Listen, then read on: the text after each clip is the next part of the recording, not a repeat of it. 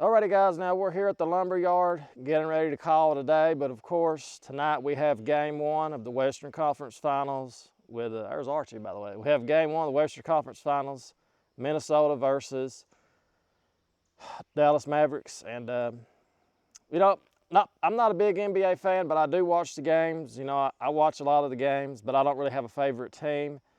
But I admit I have jumped on the bandwagon.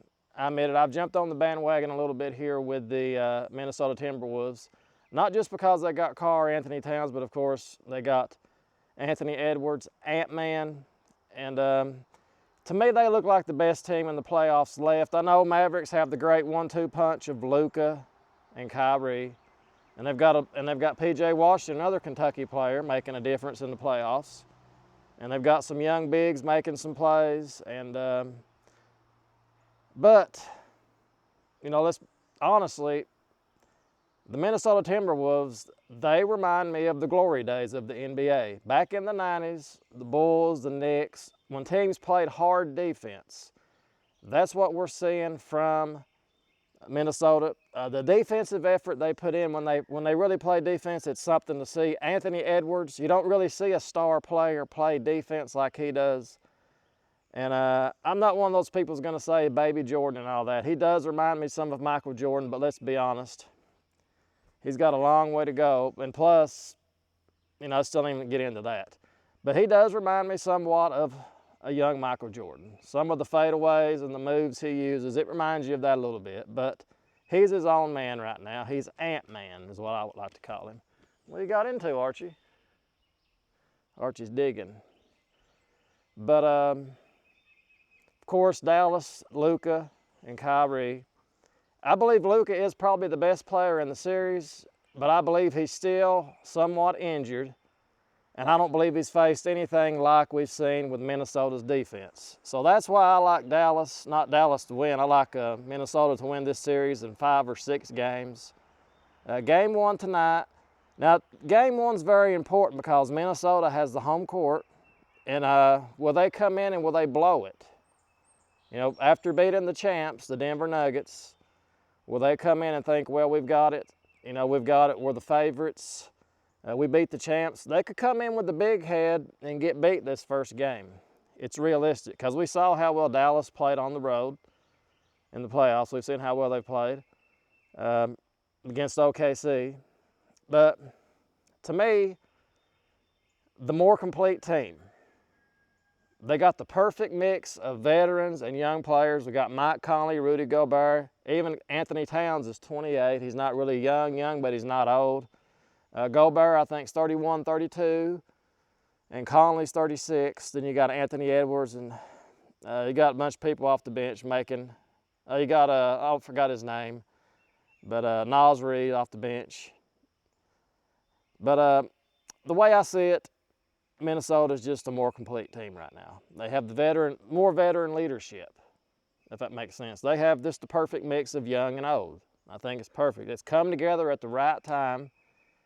And if I was telling you, if you was going to ask Reed who you think is going to win this series, it's going to be Minnesota in 5 or 6 games.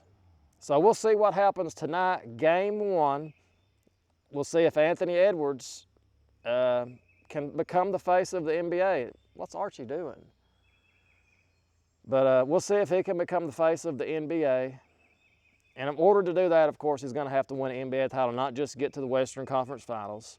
But we'll see. We'll see. Can Luka become the face of the NBA? If he can win one, you know, a lot of people be like, well, he's the face. He's 25. He's the face of the NBA now. But to me, the face of the NBA, the truth is, as long as LeBron James is there, even if he doesn't really win another NBA title or whatever, he's still the face of the league. He's still the most popular player. But when he's gone, who is it going to be? So Anthony Edwards, the charisma, the talk, the confidence he has, it really stands out to me as just, it's a breath of fresh air. Now, I'll tell you a perfect example of this. Again, I hate to make a Jordan comparison, but Anthony Edwards shot 6 for 24 that last game against Denver when they beat them. And his will to push the team Even though he made a few big plays down the stretch, he made that big three to seal the series. But his will to get the team to play with his same kind of energy, I guess you could say, with his same kind of dedication, they've took on his personality, I guess, if you know what I'm saying, if it makes sense. But that reminds me a lot of Jordan in the 90s also. But I hate to compare him to Jordan, but just the will he had to push that team through.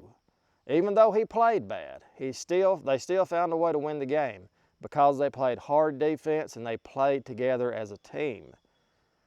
It was like they was one person. The team was thinking, you know, just the same. It was like we're all in sync. We know exactly what to do. And that shows me greatness right there. And when you can have a bad game, shoot 6 for 24, and still win the game. That's really what surprised me. Not the most, I guess. I guess it did surprise me the most. But that surprised me how well they won the game. Just if I told you Anthony Edwards is going to shoot 6 for 24, and they're going to beat Denver pretty easily down the stretch, you would be like, and they made that big comeback, of course. Let's not forget the big comeback. You'd be like, no, that's not going to happen. And I know people hate to bring it up, but Jordan had bad games. Believe me, he had a lot of bad games in the playoffs. He didn't play well, and they still found a way to win the game because they played hard defense. And that's what it came down to at the end of the day, just come down to deep. The refs are letting them play defense. And that's why I've started, you know, watching the NBA again and getting a little bit excited about it, is because they're actually playing defense. It's kind of exciting to see that again. You know, something, you know, I grew up watching the 90s, mid-80s, 90s teams, back when people played hard defense. And that's what I like about Minnesota. So we'll see how it goes. And I know Dallas is a pretty good defensive team too, but game one, Dallas has got a golden opportunity, I think, to win this first one. If they come out and they got the big head. We beat Denver, Dallas ain't nothing. The coach has to somehow get them to not believe that. But we'll see. We'll see. So I'm picking Dallas. I picked Minnesota tonight to win the game. Maybe 95, 85. It might be like a low-scoring game like in the 90s as Archie continues to dig the world up. Archie, what are you doing? There's rabbits in the wood down here is what it is. But that's going to be my game one prediction. I think it's funny how he stayed on camera most of the video. Look at that. But that's my prediction. Again, don't be a hater. I'm just giving you my prediction. I guess you could say I've jumped on the bandwagon. I'm hoping Minnesota wins, but if they don't, oh well. But, you know, I've enjoyed NBA playoffs again. So we'll see how it goes. Looking forward to seeing 4 great players play. Of course, that would be Cat, Edwards, Luka, Kyrie. And I just think that Luka, I just don't believe he's 100%. And I believe the defense that Minnesota throws at him is going to really discourage him. I just really believe it will. So we'll see what happens tonight. I'll pick Minnesota by, I don't know, by 10, something like that. But we'll see how it goes. We'll see. As long as they win is all that really matters. People want to pick scores and all that. If they win by a point, they win.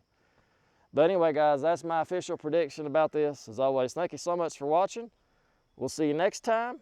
Have a great day now. Toodles!